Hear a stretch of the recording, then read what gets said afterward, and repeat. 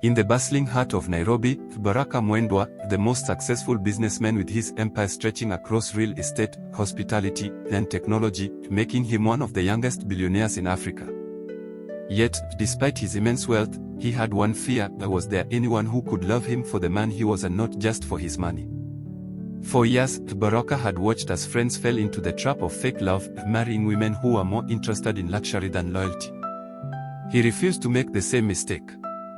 So, when he met Amani, a beautiful, well-spoken woman from an influential family, he thought he had finally found someone special. She was charming, intelligent, and seemed to care for him. But was her love genuine? Something in his heart told him to be careful. He had seen how Amani adored the finer things in life: designer clothes, five-star hotels, expensive vacations.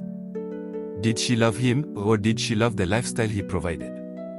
To find out the truth, Baraka came up with a plan.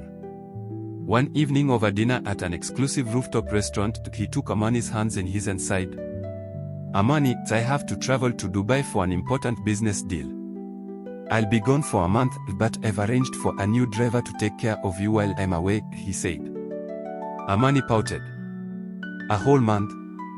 I'll miss you so much, baby. But at least I'll have my driver to take me around." Baraka nodded, hiding a smile. She had no idea that the driver would be him.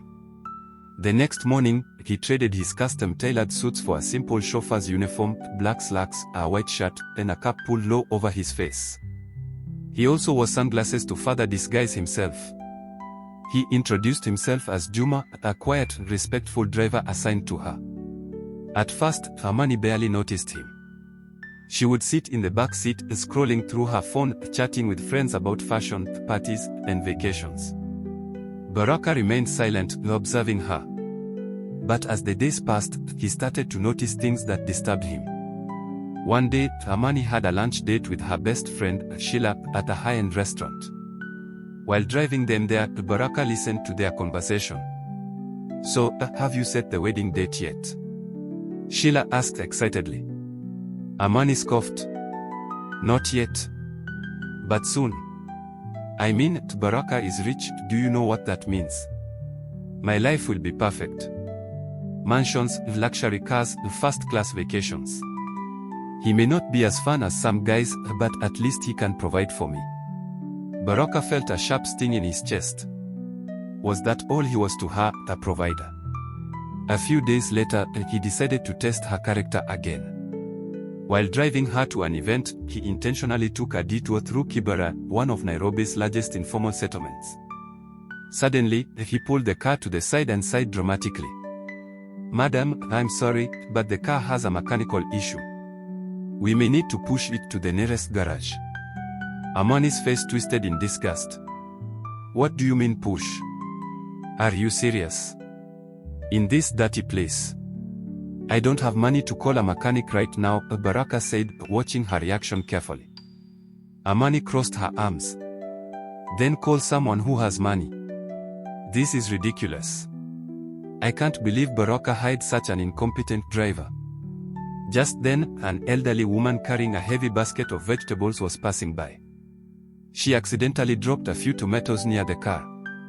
Baraka watched as she struggled to bend and pick them up. He turned to Amani. "Madam, could you help her pick them up?" Amani wrinkled her nose. "Excuse me? Do I look like a servant to you? Let her pick them up herself." At that moment, Baraka had seen enough. But he wasn't done yet. He still had one final test to make sure he had no doubts. Baraka couldn't shake the disappointment he felt after Amani's behavior. He had given her multiple chances to show her true nature, but each test confirmed his worst fear: her love for him was conditional, based on the wealth he could offer. He needed to confront this head-on. But before doing so, he wanted one last moment to observe her in a way that would leave no room for misinterpretation. The next day, he decided to change the game entirely. Instead of waiting for Amani to react to him in moments of discomfort, he would create a situation where she would have to make a clear choice, without any external pressures. He set up a simple meeting with her.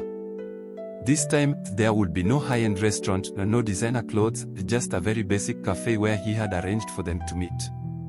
When Amani walked in, she was dressed in the finest outfit, as always, with her hair perfectly styled and her makeup flawless. She didn't seem to notice anything unusual about the setting, and Baraka's heart sank. She hadn't even questioned why they weren't meeting at one of their usual luxurious venues. "Hey love," she said, sitting down. "This place is cute, but I was hoping for something a bit fancier.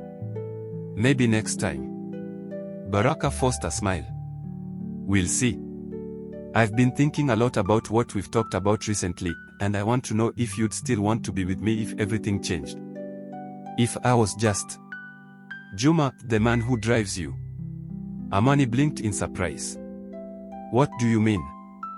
"Of course, I want to be with you. You know that." Baraka shook his head. "Do I? Because all I've seen so far is a woman who would rather stay in a 5-star hotel than walk through a market or help someone in need. So, I have to ask you, if the man you loved had nothing left, no money, no mansion, no status, would you still love him?" Amani hesitated, glancing down at her phone for a moment, as though the question itself was beneath her. She bit her lip, clearly uncomfortable, but then looked back at him.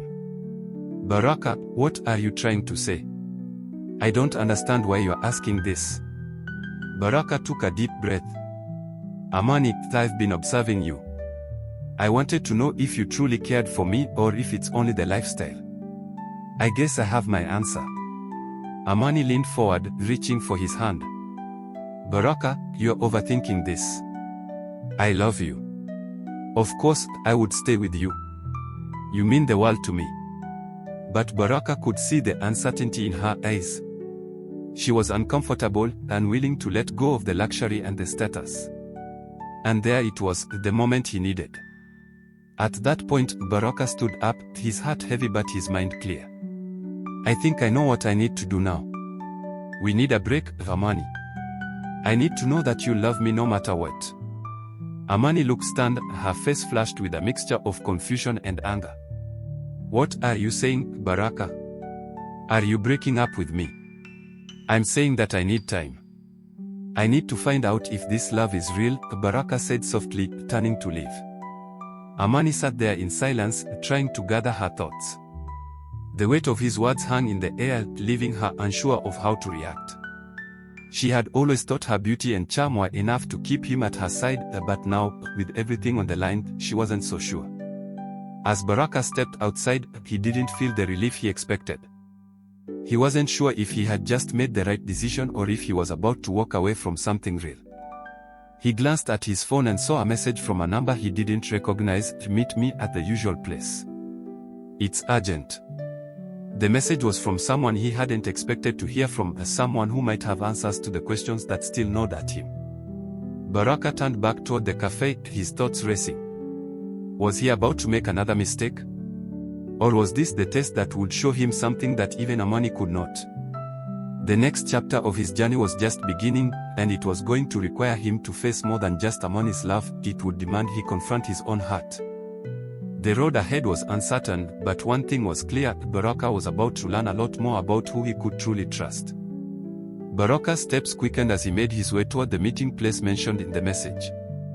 His mind was clouded with questions about Amani, his empire, and the future he thought he had already mapped out. The uncertainty weighed on him like a heavy burden.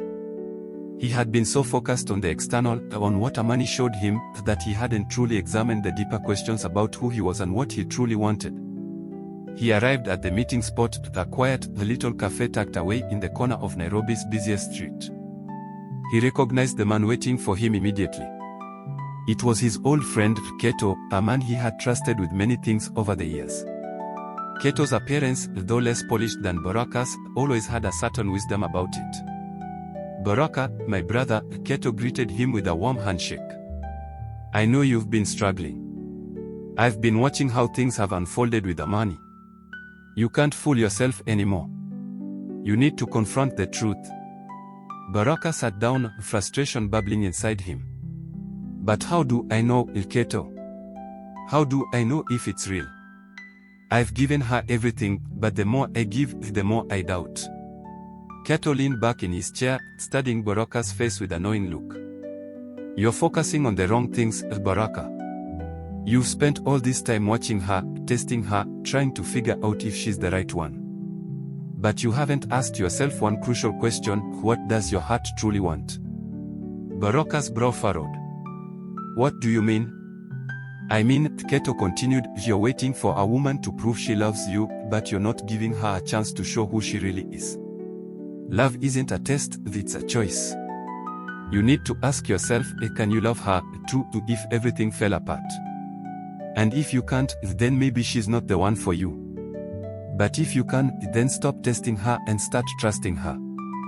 Baraka sat back, the weight of Keto's words sinking in. He had been so focused on the idea of finding someone who loved him for himself, but maybe he was overlooking the fact that love, in its truest form, wasn't about perfection, it was about acceptance and vulnerability. Maybe you're right, Baraka murmured, more to himself than to Keto. Maybe I've been looking for something in the wrong places, testing the wrong people, then forgetting what's important. Keto nodded. You can't force love to be something it's not.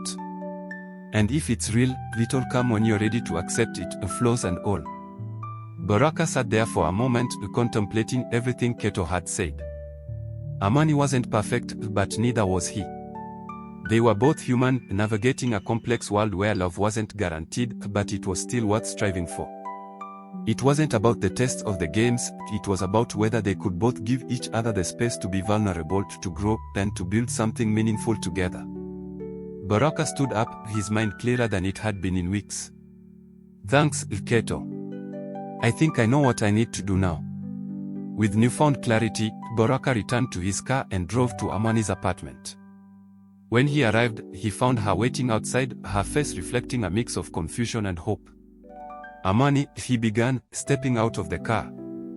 I've been testing you, doubting you, but what I really need to do is trust you. I want to try something different. I want to build a future together, but I need you to be honest with me. I need us both to be real, no more games. Amani looked at him, searching his face. Baraka, I don't know what's going on with us, but I know that I care about you. Let's start fresh. Baraka smiled softly, feeling a weight lift from his chest. Then let's start fresh. True love isn't about tests, expectations, or perfection. It's about honesty, trust, and the willingness to accept each other's flaws. When you stop seeking to control or test love and allow it to unfold naturally, that's when you find something real. True love isn't about tests, expectations, or perfection. It's about honesty, trust, and the willingness to accept each other's flaws. When you stop seeking to control or test love and allow it to unfold naturally, that's when you find something real.